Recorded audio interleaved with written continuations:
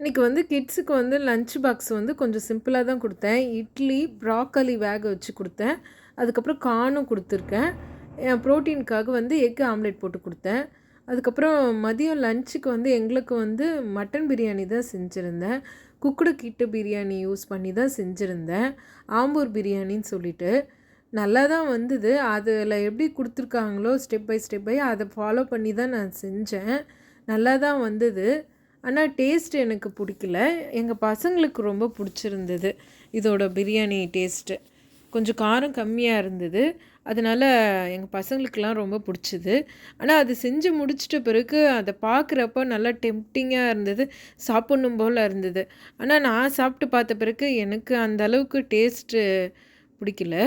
மற்றபடி எங்கள் பசங்களாம் ரொம்ப லைக் பண்ணி நல்லா சாப்பிட்டாங்க. பொரியலுக்கு வந்து பீன்ஸ் கேரட் பொரியல் தான் செஞ்சுருந்தேன். எங்கள் பெரிய பாப்பாவுக்கு வந்து சிக்கன் கறி தான் பிடிக்கும். அதனால் சிக்கன் கறியும் வச்சுருந்தேன். கூட வடை